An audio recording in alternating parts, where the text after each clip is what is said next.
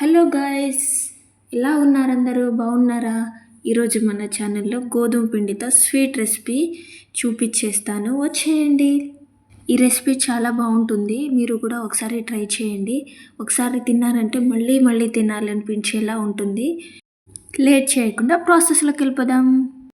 దీనికోసం 2 కప్పుల గోధుమ పిండి, చిటికెడు ఉప్పు, చిటికెడు వంట సోడా వేసుకుందాం. ఇందులో మీరు ఏదైనా స్వీట్ చేసేటప్పుడు అందులో వంట సోడా వేస్తారో లేదో నాకు కామెంట్ చేయండి. స్వీట్ కోసం ఏమేమి కావాలో తయారు చేసుకుందాం, వచ్చేయండి. 2 కప్పుల గోధుమ పిండికి 1.5 కప్పుల బెల్లం వేసుకుందాము. ఈ కొలతలతో చేసేయండి, టేస్ట్ అనేది పర్ఫెక్ట్గా వస్తుంది. ఇందులో 1/2 కప్పు వాటర్ వేసుకొని బెల్లాన్ని కరిగించుకుందాము. పాకం అనేది అవసరం లేదు. ఇప్పుడు ఈ గిన్నెని స్టవ్ మీద పెట్టుకొని బెల్లం అనేది కరిగించుకుందాము. ఇందులో యాలకుల పొడి కొంచెం వేసుకోండి. యాలకులు వేసుకోవడం వలన టేస్ట్ అనేది బాగుంటుంది. ఇప్పుడు బెల్లం మొత్తం కరిగించుకొని పక్కన పెట్టుకుందాము, కొంచెం చల్లారేంతసేపు. మనం ముందుగా ప్రిపేర్ చేసుకున్న పిండిని మళ్ళీ ఒకసారి బాగా కలుపుకోవాలి. ఇప్పుడు కరిగించుకున్న బెల్లం పాకంను ఈ పిండిలో వేసుకొని కొంచెం కొంచెం వేసుకొని కలుపుకోవాలి. ఈ కొలతలతో చేయండి, మీకు బెల్లం పాకం కూడా పర్ఫెక్ట్గా సెట్ అయిపోతుంది.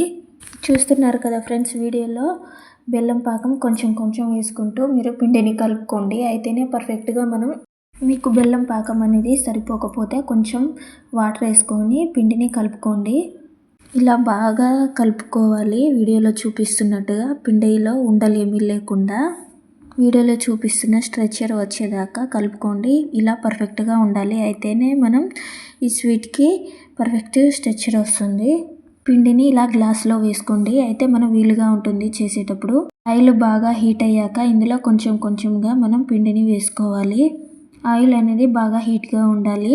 ఇలా వీడియోలో చూపిస్తున్నట్టుగా కొంచెం కొంచెం పిండిని వేసుకొని ఇవి పైకి తేలాక మనం 2 వైపులా తిప్పుకుంటూ కాల్చుకోవాలి.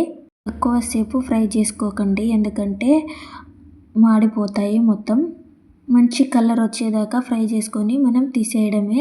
వీటి టేస్ట్ అనేది చాలా బాగుంటుంది. వేడిగా అయినా బాగుంటాయి, చల్లారిన తర్వాత అయినా కూడా చాలా బాగుంటాయి. మీరు ఒకసారి ట్రై చేసి నాకు ఎలా వచ్చిందో కామెంట్ చేయండి. ఇలా వీడియోలో చూపిస్తున్న మంచి కలర్ వచ్చేదాకా ఫ్రై చేసుకొని తీసేయడమే. అంతే అండి, చాలా సింపుల్గా మనం గోధుమ పిండితో ఇలా స్వీట్ అనేది చేసేయచ్చు. మీకు ఎప్పుడైనా స్వీట్ తినాలి అనిపిస్తే ఇలా చేసేయండి, ఇంట్లో ఉన్న వాటితోనే చాలా బాగుంటుంది. ఎప్పుడు కావాలంటే అప్పుడు మనం సింపుల్గా చేసేయవచ్చు, ఎక్కువ టైం ప్రాసెస్ అనేది ఏమీ లేకుండా.